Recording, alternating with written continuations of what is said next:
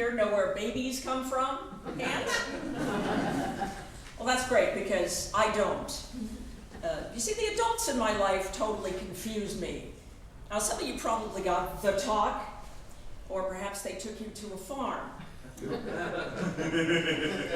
Watching goats fuck is somehow less disgusting than picturing mom and dad doing it. However they explained it, puppet show, animal husbandry, strange jungle. By a certain age, you understood more or less about human reproduction. This didn't happen in my case. All I know is one day when I was about 10, my mom opened the door to my room, threw in a pamphlet, and slammed the door. The pamphlet was entitled, "Your Changing Body." It was wrapped in a training bra that was already too small. In this pamphlet were two teenage girls sitting in a field of daisies listening to a record player. How the record player was able to work hundreds of yards from an electrical outlet, I'm not sure, but there it was. I turned the page, more daisies. Another page, the girls, more daisies, and a pony. From this booklet, I learned that once I became a woman, I'd be able to run, swim, and ride horseback with confidence that my freshness would be maintained. What am I, Tupperware? But it was the daisies that confused me. You see, up to that point, my only experience with them had also been hygiene related. You see, every Sunday night, I was forced to submit to having my hair washed. Afterward, a contraption was then fastened to the top of my head, a bizarre electrical device that fit into a round suitcase. It had a white corrugated plastic hose attached, so I assumed it was part of the space program. Attached to the hose was a bright blue plastic cone-like affair that fit over my head with an elastic band. When fully inflated, it came to a stiff point like a meringue, about a foot above my head. This predated the Conehead sketch by several years, but sadly, the company that made this thing never got credit. Adorning the front of this cone were 3 white plastic daisies with yellow centers.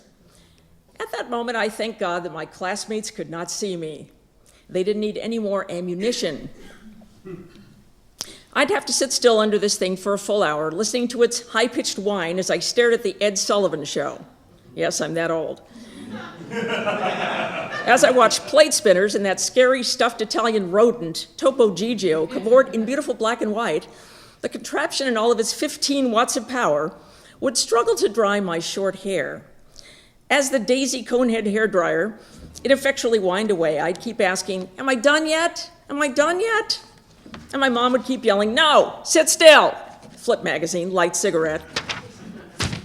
This was torture. And after a while, like a Pavlovian dog, a strong association began taking place in my mind. Daisies, torture.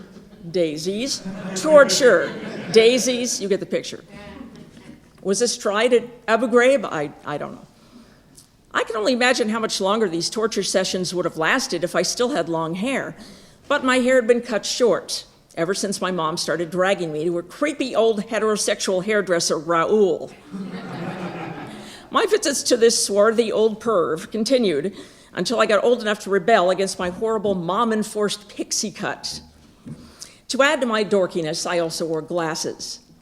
So in an era when all the other girls had long, straight hair and looked like Joni Mitchell, I, thanks to Raoul, looked like Velma from Scooby-Doo.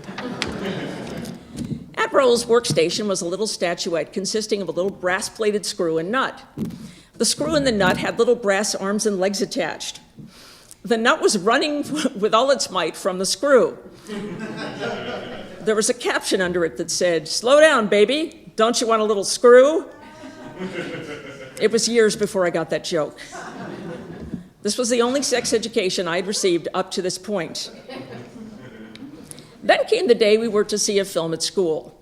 Now, any movie at school was welcome, but this one was special. This one required a permission slip. It was, we were told, a film that only us girls could watch. The day arrives. The boys are taken away for what I assume is the sound thrashing they so richly deserve. Later, I found out they had their own special movie, and God knows what that was about. But our film, we are told, will explain every question we girls have. Are we finally to understand the meaning of life? The existence or non-existence of God? Why on earth we have to study long division? We're marched into the multi-purpose room. The film begins. Open on 3 giggling teenage girls in flannel jammies and robes, their hair up in curlers, sprawled across a bed adorned with a disturbingly large number of stuffed animals. Next, the same 3 girls are having a pillow fight. Next, they're fully dressed and sitting at school desks. Now they're at a game, bicycling, bowling, jumping up and down in cheerleader outfits. While we watch this idealized teen girl tableau that will later be uploaded to a pedophile website, the narrator goes on and on about freshness. There's that word again.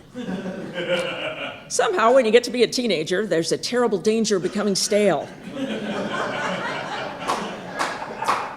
And now, a cartoon. Maybe this will explain. Wait a minute. What the hell's a uterus? As we sit and watch, transfixed, the cartoon uterus begins slowly filling up with, oh no. No, it can't be. Not the damn daisies again. As the singing, dancing tampon explains, every 28 days or so, daisies will come flying out of my cunt. But not to worry. I can still run, swim, and ride horseback with confidence. Well, that's a relief. With barely enough time for this baffling message to sink in, we're herded back to our room where our teacher and the school nurse await. Still, the boys are banished. Wow, this must be big stuff. Now, I loved my 4th grade teacher, Miss Baker. She was only 21, fresh out of teacher's college, not yet beaten down by the system. Still had braces on her teeth. Used to let us have dance time every Friday afternoon. She'd put a Beatles record on and we'd frug our little hearts out as she watched for the principal. Miss Baker had recently found Mr. Wright, W-R-I-G-H-T, and was about to become Mrs. Wright. Our teacher knew the score. She would never lie or distort facts like Fox News.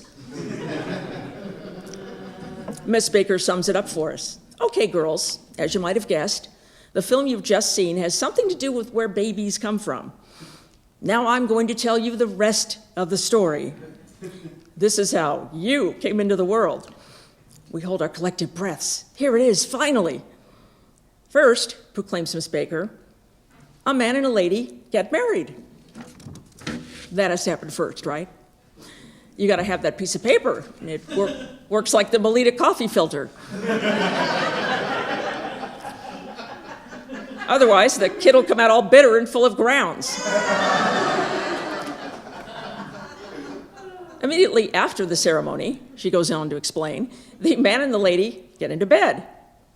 The sperm travels to the egg, and 9 months later, a baby is born. Any questions?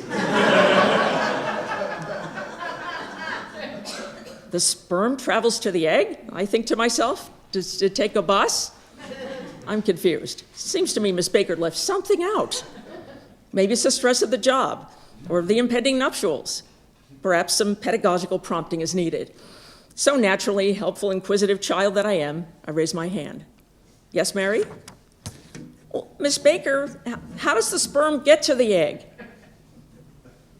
Miss Baker turns her head, puts her hand with the engagement ring up to her face, blushes and says, well, I don't know.